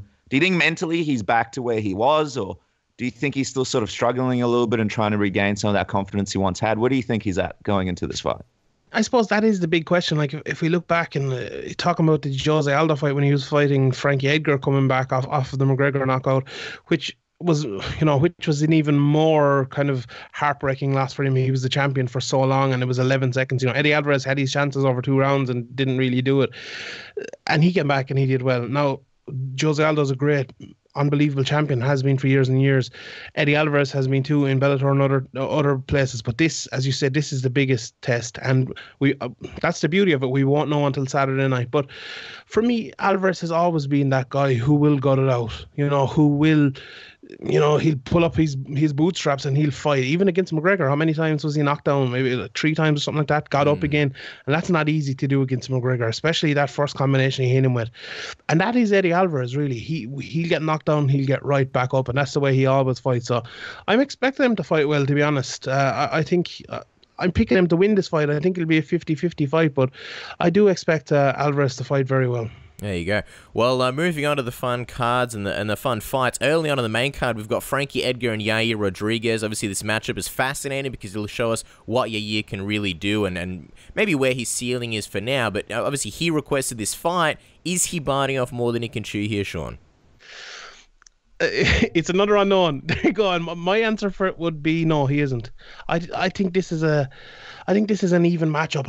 I'm really, really looking forward to this one. I think Look, we know what Frankie Edgar is all about. He's forward pressure, fast hands, will take you down, will hold you down, will submit you. He's just that one of those fighters that's go non-stop. And Yair Rodriguez is as well, but in a very different way. He uses his footwork in a much kind of broader way. He'll throw kicks and punches from everywhere, mostly kicks as we've seen in previous fights. He's a long rangey type of fighter, and Frankie Edgar is the stereotypical kind of close in, throw hooks close fighter, whereas Yair is the exact opposite. And now this is obviously the biggest test of Yair's career. He fought BJ Penn in his last fight, which is obviously a legend, but that's not the same BJ Penn, as we all know, as he used to be. Alex Caceres, before that, who he went to split decision, that fight went to split decision, but Alex Caceres is kind of an awkward, long matchup for him. Whereas Frankie Edgar is a little bit shorter, a little bit more squat, and the type of fighter that he'd want to fight against. But Frankie Edgar is better than any of those fighters he's fought against before with a similar body shape and things like that. So this is the real test of Yair Rodriguez. Will his exciting, languid, beautiful style work against Frankie Edgar standing up? And will his slick jiu-jitsu that he's not someone that'll get you into his guard and maybe triangle you or something like that. He's someone that will, if you get him down, he'll immediately slip out. He'll turn you over, get on top of you. He's the one of those guys. Now, if none of those things work, if Frankie stops him from being that wiry guy on the ground and holds him down, and if Frankie stops him moving all around and kicking him whenever he wants, Frankie's definitely going to win the fight. And the exact opposite is true for Yair. If he can keep doing those things, he'll probably win. So, it's a very fun one. And I'm leaning towards Yair, I'm going to be honest, but, you can never rule Frankie out. Mm-hmm. And speaking of Frankie, people really high on Frankie Edgar. The guy has had an amazing career. If he does find a way to beat Yair, and if Aldo does lose to Holloway, do you see a situation there where he can actually get another title shot against potentially Holloway? Because matchup-wise, that's a fresh one that the UFC could possibly put together. Yeah, 100%. I think that's the one. Cub Swanson is hanging around there as well. But if it's Cub Swanson, maybe against Aldo, you could have that. But Cub Swanson against Max Holloway, that's going to be, a tough sell. They we've seen it in the past. They like putting Frankie Edgar into title fights. Aldo is the only one really to really kind of destroy Frankie Edgar, not in a, knock him out and beat him up kind of way, but to beat him, over 5 rounds, clearly twice, in my opinion. And it'll be interesting to see if Max Holloway can do that. Now, if he beats Aldo, obviously, you give him a great chance against Edgar. He'll more likely go into it as the favourite. But if you look down that division, Cub Swanson, he's definitely knocking on the door. I'd love to see him get a title shot. I think he deserved one a couple of years ago. Ricardo Lamas, he's not getting a title shot. And Chan Sung Jung, he's not getting one yet. Obviously Yair at the weekend, he could put himself into Jeremy Stevens and probably not getting one. And after that, then you're getting outside the top 10. So, yeah, it could very well be Frankie again if he wins here. And a quick prediction from me, you'll be back on the show momentarily to be breaking down UFC 212 and previewing that as well. So a lot of us have to look forward to. Now, for many fans, the unofficial main event for this card is the fascinating fight between Masvidal and Maia. Now, we had Masvidal on the show, and he basically blew our minds when he spoke about how he used to barely train when going up against these lesser names in the UFC, and he basically wasn't motivated at all. This fight will show us his true potential, and on paper, it's obviously a grappler versus striker matchup, but do you believe Maia's takedowns can be stopped, or at least by a guy like Masvidal? I don't think so, to be honest. No, again, it's the beauty of MMA. It's why we watch it, And Masvidal, I remember after that Cerrone fight and after the Ellenberger fight as well, just thinking about his takedowns, it's something that Masvidal kind of, he gets you into that boxing match where, he draws you in and then you try to go for takedowns and you just can't get him down because it's so rigid and so good. And that's something where he's won a lot of fights recently, but where he loses and where Maia wins is when you're just balls out for the takedown. That's what Damian Maia has been for the last 3 or 4 years, since he moved on to welterweight anyway. And if you look back at Masvidal's losses, it's to Lorenz Larkin, Vincent Henderson, Ala Quinta, Habilov, Gilbert Melendez, and you're going back further than that. Most of those guys are wrestlers, wrestle first kind of guys, and there's a lot of close fights in there, which he could have definitely taken. But I find it hard to see Maia striking for long enough with Masvidal to give him a chance to win that fight. To be honest, I think he's just going to go for the takedown. It's going to be hard to get it, but I think he will get it. He's improved so much in that area. Over the last few years. And another huge thing as well going into this fight, if you look at Jorge Masvidal's record, he's gone to decision 28 times in his career. So look, if he is to win, if you look back at the, if the future tells you anything about the past tells you anything about the future, it's more than likely going to go to decision. And can he go 3 rounds where he doesn't get down to the ground once against Demian Maia? That's going to be very tough. And like Masvidal, can you say he only needs one chance to knock him out? Maybe, but kind of 50-50. What about if Maia gets to the ground? Does he only need one chance? I think that's 100%. I think if he gets him down, he'll win the fight, and I think he will get him down somewhere in the 3 rounds. And I mean, if you're Masvidal or Maia here, what are you doing after the fight with his big win? Are you grabbing the mic after the fight? Are you calling out Woodley? Are you making the most of this opportunity? Because any one of these guys could be next if they get out of that octagon unscathed. Yeah, I think Masvidal definitely win anyway. I'm pretty sure they're ex-training partners, and there was talk about them fighting, and I think both of them kind of said they would do it. So I think he will, and it's going to be a short turnaround if the rumblings that people are hearing with Tyron Woodley saying he's in camp and everything, and no opponent matched yet. Demian Maia, he's just not that type of guy. He'd probably say a title shot next or something like that, but it's not going to be any big call out. But for Maia, for either guy really, if this is a tough fight, where they come out with, bleeding with cuts and things like that, it's going to be tough because, it's such a short turnaround, what we think anyway. So if Maia can have a fight, on Saturday night, like he's had in his last couple where, Carlos Condit 1 round, Matt Brown, he kind of destroyed him over 3 rounds. The same with Gunnar Nelson, Neil Magny as well. All those guys, he's that stat going around that 5 or 6 punches only landed on him in his last few fights. If he can do that again, there's no problem with him turning around, in 8 or 10 weeks to fight Tyron Woodley. And I think that's just an unbelievable fight. And if that's the one that comes off. Yeah. And just curious, Sean, out of the two, who do you think is a bigger threat to Woodley? Who has the better chance of beating him? I've always thought that Woodley is the worst matchup for Maia in that division because the takedown of Vince Purely, I think Woodley he's the strongest person in that division. He's the best athlete and possibly the best wrestler as well. I think Demian Maia is going to find it very, very hard to take him down. And Woodley does have that one-shot knockout power.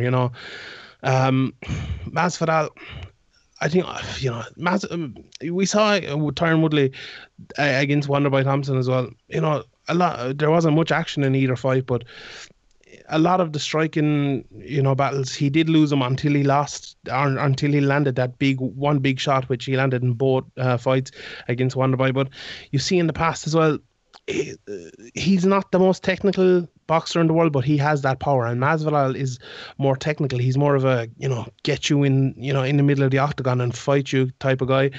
And if he can start landing these jabs and stuff on Woodley, I'd give him a good chance. But, I'd pick Woodley over him as well. I think that power is just too much, and I don't think Masvidal has the power to hurt him. But as we see with Maia again, that fight goes to the ground once, and that'll be a 5-round fight as well if it happens.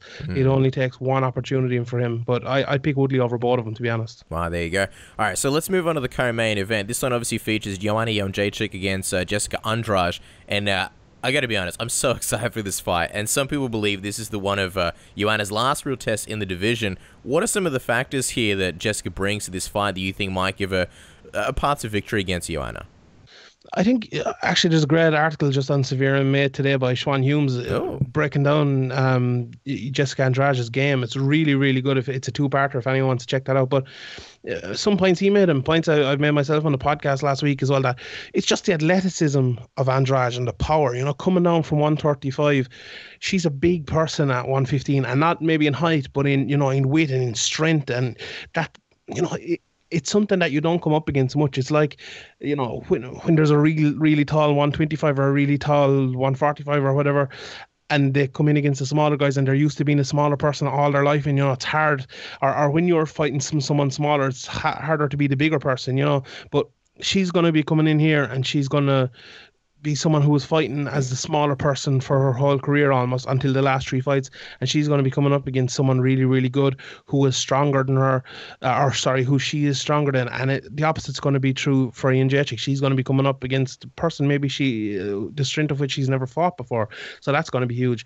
Another thing with Andrade is, her power is very, very good. That's going to be something that's tough for Miocic to work with. But as I say again, if this gets into a striking battle, it's tough to pick against Joanna. Her technique is just so good. Her jab, her defense. Her defense is good when she wants it to be. When she wants to up the pace, and get into a war, she can do that as well, and she can be caught. But I think Andrade is best when she's going forward, and if Miocic can stop her going forward, and get her at the end of her jab, it's going to be very, very tough for Andrade then. But I think another huge factor as well is, looking back at the Claudia Gadelha fight, especially the last one, the first 2 rounds of that fight were all spent up against the fence with Gadelha trying to get her down, and she couldn't. And if you look at that and think, what if Gadelha had a little bit more power? If she could just brute strength her way into taking her down, she could have won that fight. And Andrade has that brute strength. But the question then is, does she have the game planning ability, and does she have the strategy to get Miocic up against the fence to be smart enough to take her down like that, or will she go out and throw hands against Miocic? That's a big key. I think her best chance of winning is up against the fence and is with takedowns. But if it's going to be a striking match, I think it's going to be really, really good, because as I said, it's going to be technique against power, and that's always fun. And I mean, if Joanna does win and retain a title, she's been on the show a few times, sort of spoken about her future. But how much do you expect we see her keep on fighting in the UFC? Joanna, I think she'll keep, the 125-pound division is coming now. I think she might go up, and she's spoken about that before. Obviously, she fought there for Cage Warriors, I believe, before she started. I think Joanna could be looking at that, or she could even be looking at that Anderson Silva Mighty Mouse record. It doesn't look like there's anything coming to beat her anytime soon. Anyway, if you think Andrade isn't the one, so I don't think.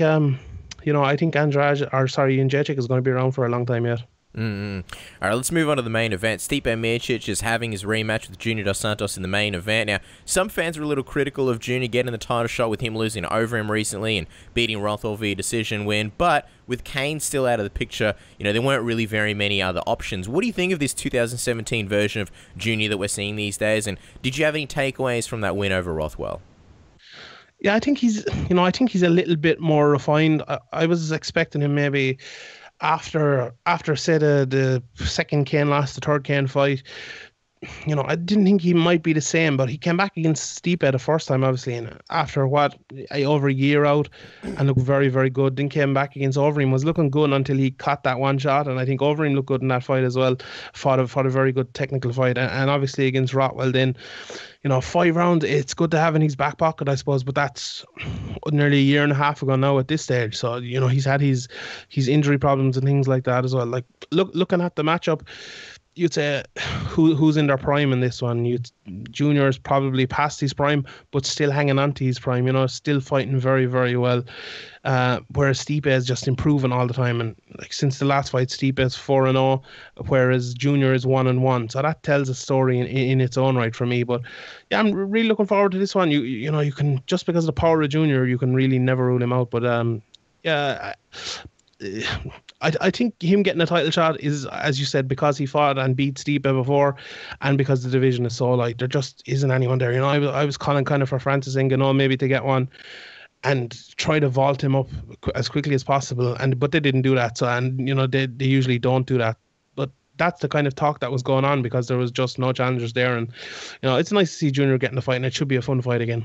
And I mean, the big question that you just mentioned, who's going to be fighting him next? You have Verdum and Overeem fighting at UFC 213, so they're sort of out of the picture anyway, and maybe Kane will be back, but we're not sure when he's going to be back. Do you think that if Derek Lewis gets past Mark Hunt in New Zealand in June, there's a chance he somehow gets the next title shot if Stipe is still champion? I'm Derek Lewis. I pick against him in every fight, and he goes out and wins every time.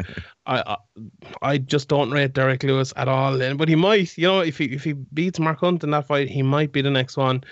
I just don't think so, though. As he said, that fight coming up with Overeem against Verdum, that could be the one. Verdum was kind of turning into a bit of a star for the UFC in Latin America and those areas, and there was that was a quick knockout as well, and he kind of he came back after that and said that he kind of took Stipe lightly and stuff, and he's been campaigning for that rematch. So I think if he can get the win there over him, he could be the next one definitely. But you can't rule anything out.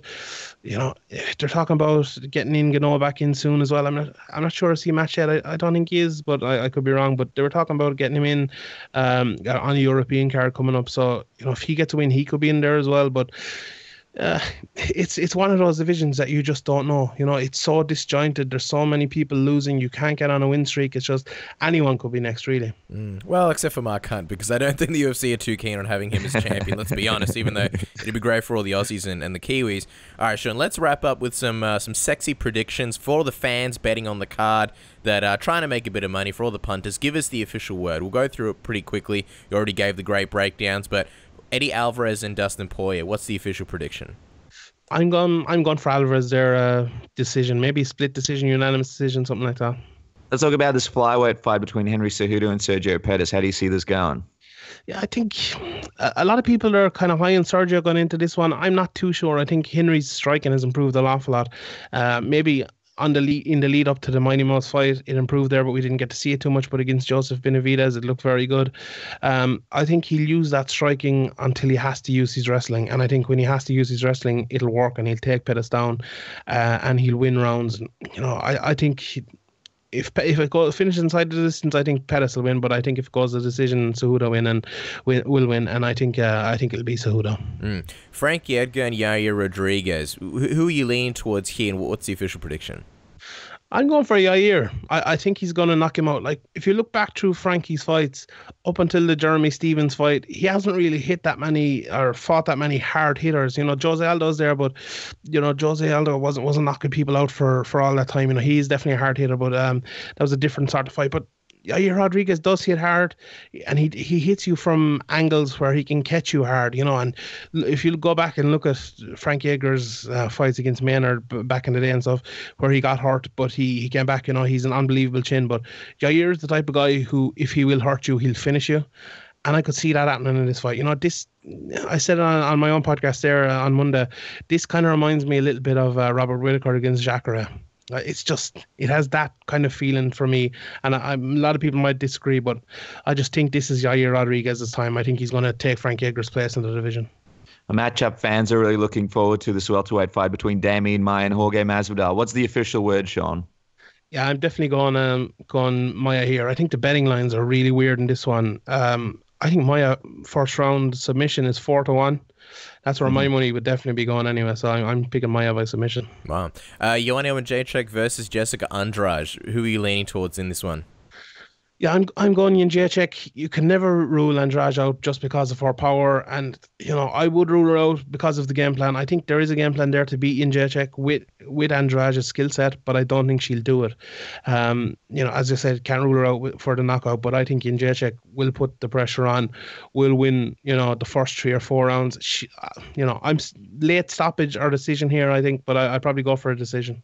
And, of course, the main event, the rematch, Stipe Miocic versus Junior Dos Santos. How's this rematch going down? I think Stipe wins this. The first fight obviously was very, very close. I actually watched it there a couple of days ago again, and I don't remember how I scored at the time, but I scored it for Stipe this time, even though Junior won it, but it was very close. I think this time the improvements in Stipe's precision and power are going to be the biggest factor in this fight. This is a real matchup of take the center of the octagon. Whoever can win that will win the fight. I think if Junior can get on the front foot early, which he couldn't do in the first fight, he could definitely end up knocking Stipe out. But if Stipe gets on the front foot, Junior is very lax defensively when he gets pushed back, when he gets up against the fence. He finds it very hard to get out. He takes a lot of damage in dirty boxing. and he's not a great counter puncher off the back foot either. So that's where Stipe needs to get it, and I think Stipe will get it there.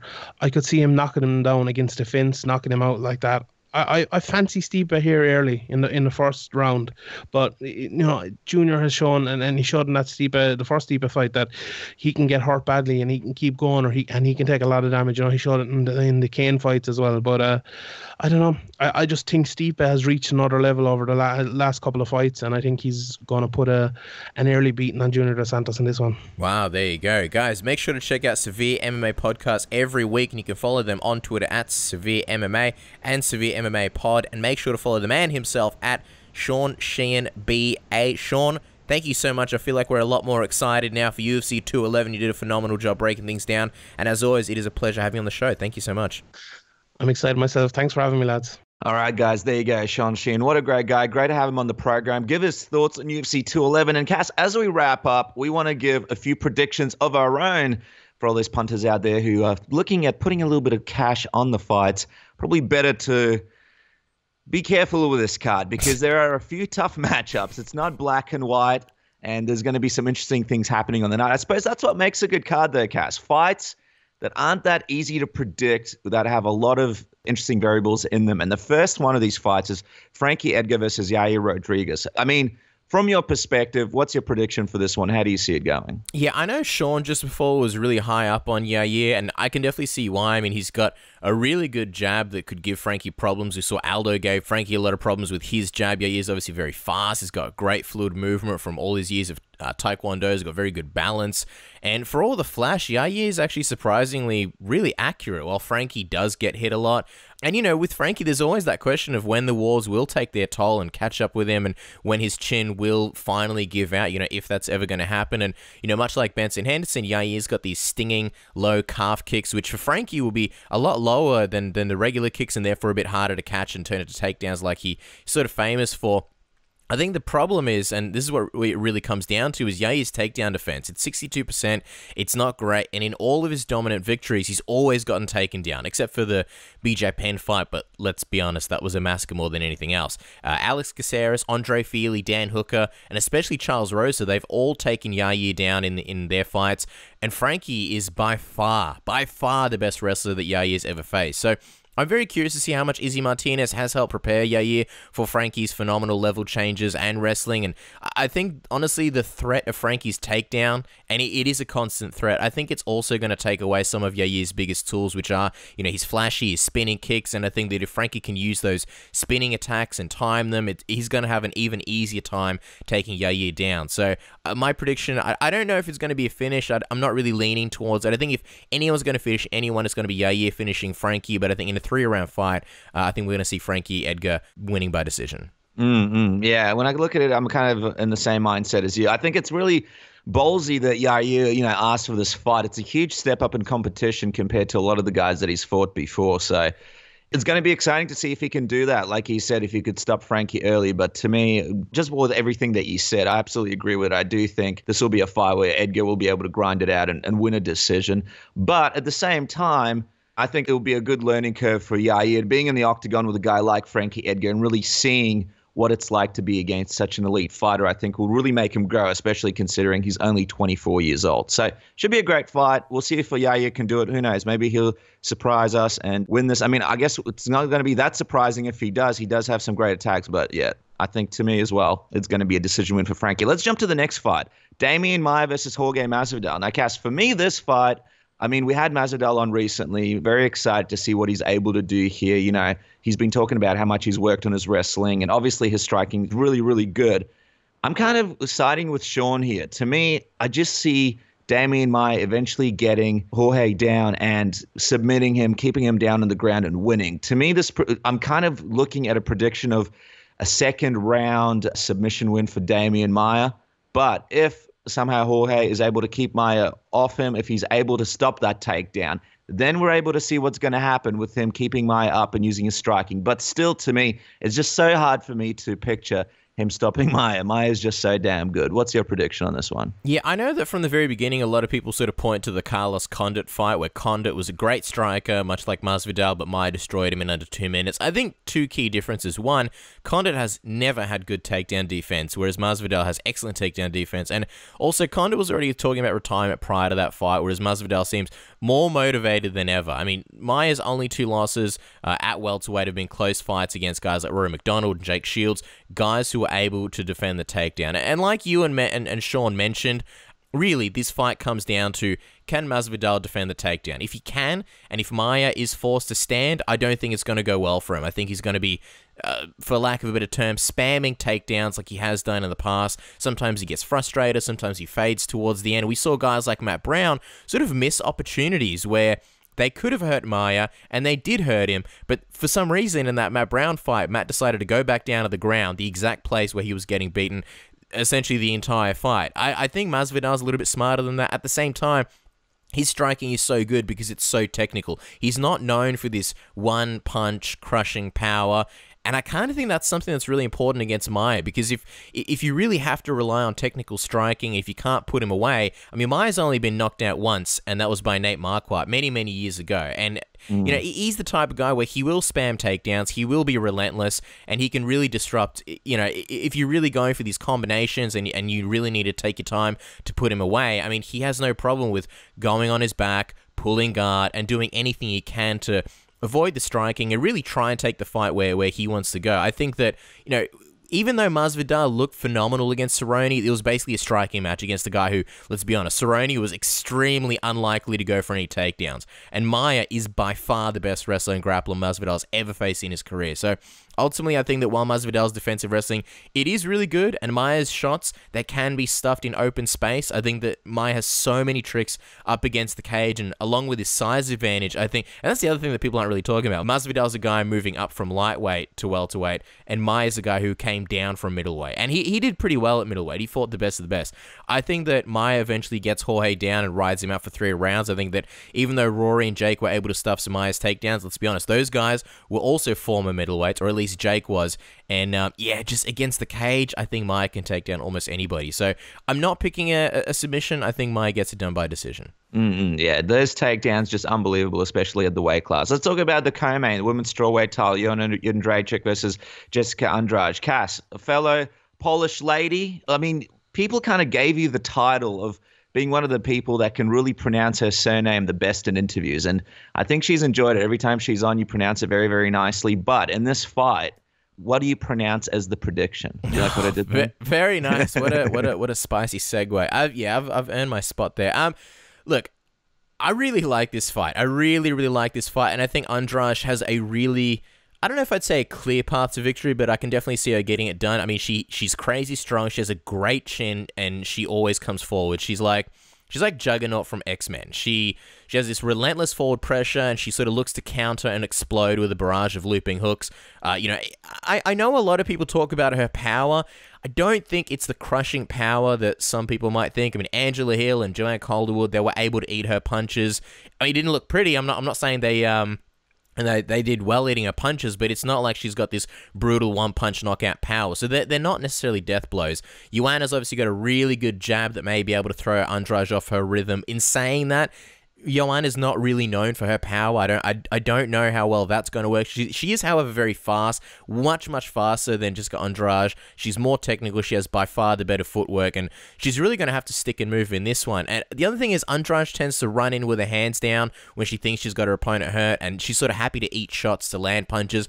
I think that against someone as technical as Joanna, who's got those deadly elbows, I think this could be really highly detrimental for her. Joanna by far has the better cardio, but Andrade's body shots could be a really big factor. And the crazy thing about Andrade, and for me, this is one of the biggest X factors, how good is her cardio really? Because she was still dangerous even in the 3rd round against Angela Hill in a fight where there was a lot of high volume. She sort of likes to she likes to explode, throw a bunch of shots, get her opponent against the cage, and then she likes to take a few seconds, take a bit of a breather. I think that if Joanna can really disrupt that flow and not give her any time to move, I think that that's going to do very well for her. And I think that The other problem is I don't really like that Joanna has gotten rocked in her last 2 fights. Claudia Gadelha, she hurt her multiple times with the exact kind of looping punches that Andrade is known for, and Andrade consistently throws swarms of them. So I don't picture, if Andrade is going to win, I don't picture this being one of those shots that is just one punch knockout, Joanna's on the ground unconscious. I think there is a big possibility that she hurts her and just swarms with those punches, follows up, maybe TKOs. I think the smart game plan will be to take her against the cage, slow it down, grind her out. But I think that for Andrade, the low-hanging fruit is she wants to knock out Miocic. The way she's talking, the way she talks about her chin, the way she talks about how Joanna was rocked by a jab and all these things, I think that she's going to essentially go for the striking, and she's not really going to go for that Eddie Alvarez, Anthony Pettis game plan. I think it's going to cost her. I think that Joanna will once again have to overcome adversity in the first 2.5 rounds, and I think by maybe halfway through the 3rd round, she's going to start to overtake Andrade, and I think that she really starts to pour it on in the championship rounds where Andrade has never been, and I think it's going to be a hard-fought decision victory. So my official prediction that I'm pronouncing, Joanna Jędrzejczyk, via decision, 48-47. I think it's going to be a really close fight. Very nice prediction. It's so hard for me not to pick Jessica Andrade here because everything that you says was some of the stuff that I'm thinking as well. I mean, if Joanna does get in those tough times during the fight, will she be able to get out like she has in the last couple of times, or will it be Andrade's night? But just because of the fact that she's got that experience in fighting those 5-round fights, and she knows her technique and her footwork is just so good, I do think she'll be able to survive this one. And I agree with you, Cass. I think it will be a decision win for Joanna, another great big notch in her belt. And very interesting to see what happens with the next after she wins this fight, if she does. But that is my prediction as well. Let's jump to the main event. This is a rematch between Stipe Miocic and Junior Dos Santos. Stipe looking amazing in his last few fights. That footwork has just been blowing people's minds. Junior Dos Santos looking okay, losing to Overeem, winning against Ben Rothwell in a decision win. A lot of people sort of wondering what this rematch is going to look like and if it's going to go down the same as their first fight. To me, I think this fight is going to be a lot quicker. I really do think Stipe is going to finish JDS in the 2nd round around that time. I don't think it's the same fighter as he was when he first fought JDS. I think he's improved a whole lot since that fight, and I think he'll use that footwork. And I mean, I think Sean had a good point in what he said there as well. You have two guys. I'm not saying JDS is past his prime, but he's definitely not the fighter that he once was. And Stipe is every fight. I'm just amazed with how much he's improved. I really think in that first fight that they had, it was a very, very close fight, but I actually had that score to Stipe anyway. And I really do believe in this fight it's going to be a lot quicker than that first one. So to me, it's going to be a 2nd round TKO win for Stipe. Cass, how do you see this one going? Yeah, I mean, like everyone's already said, I think that Junior definitely has a huge chance of winning. You can never really count him out when he's got so much power and he's got such good hand speed. He can certainly knock out Stipe. And one thing that we've seen with Stipe, and this has always plagued him, and it plagued him in the first fight, plagued him against Overeem, it plagued him in other fights, is that when he hurts his opponent, he sort of runs in there, that killer instinct takes over, kind of like Andrade, his hands are down, and he's ripe for the picking. And Junior being a really good counter striker, I could definitely see him potentially... I could see, I mean, geez, I don't know, this could be a double KO for all I know, but I think that if Stipe can really work on that, I think it gives him a really big edge. This is the first wrestler that Junior's fought since the original fight back in 2014, and the story of the first fight was basically that Stipe employed a similar game plan to the one that Cain Velasquez used when he beat Junior both times, and Junior still hasn't adapted. I mean, if Junior can overcome that same game plan in this time, I mean, really, lateral footwork is one of the biggest keys. He backs straight up when he gets hurt and when somebody pressures him, and if he does that, he's going to hit the cage every time. If he can use his lateral footwork that we saw in the Ben Rothwell fight, I think it'll show his evolution and add a new dimension to Junior's game, and I think it sort of opens up a world of possibilities, and even opens up a potential Cain rematch down the line if Cain can fight his way back to the title. But I don't know, we've just seen the same Junior so many times, and there's so little data as well. Junior really has spent the last few years on the sidelines. He's been plagued by injuries. He's been so inconsistent. There was the Overeem fight. I think, he is in a better headspace because in the first fight, he was coming off that brutal loss to Cain, and now at least he's coming in on a win. But in the first fight, he was coming in on an 8-month layoff. Now he's coming in on a 14-month layoff. I don't know, the plaguing by injuries. Stipe, on the other hand, he's been improving steadily, and I think he's a lot more used to going 5 rounds now that he's done it a couple of times. And I think that Stipe's athleticism, he's like a fine wine, just been ripening on the vine and getting better with age, and his ability to constantly explode in different directions and follow his opponent. I think it'll be too much for Junior. I think that Junior without being too harsh, I think he's sort of on the downslope, and Stipe's coming up, and I think that we'll see a lot more wrestling and cage work from Stipe. I think he knows the game plan. His striking's gotten a lot better, and I think it'll ultimately make the victory more dominant. So I think it's going to be hard fought, and I think that if Stipe is going to do it, I think it might be in the first 3 rounds. I'm probably going to be... I'm picking a round 3 TKO for Stipe. I think, honestly, the longer the fight goes, it kind of benefits Junior, because in the first fight, he sort of got better as the fight went on. But yeah, I think by round 3, Stipe is going to finish him. Maybe Junior should be doing a Scott Smith, and then when Stipe runs and bang! Exactly. Yeah, that victory. I'm wondering if they're working on that at American... I mean, they should be working on it at American Top Team, looking at you guys. I think that's what they are. I think they're like... I think they're like Glover, hit Junior as hard as he can, and then Junior, see if you can rebound from that. Just on Scott Smith, I looked him up because I was just curious what he was doing. He's 37 years old, and he last had a fight in January 2016. He lost via TKO, in case you guys are wondering. But he had some great moments in the octagon, and just in fighting in general. I've enjoyed those moments that he had. Anyway, Cass, that's the end of the program. UFC 211. Everybody get into it, watch it. Of course, follow us on Twitter at SubmissionAUS. We'll be tweeting along with the action. So a lot of funny gifts, a lot of commentary and stuff like that. And next week, we'll be back with the normal show, normal time. That's Wednesday in America, Thursday in Australia. Guests, breakdowns, and all the good stuff. Until then, we'll see you guys next week.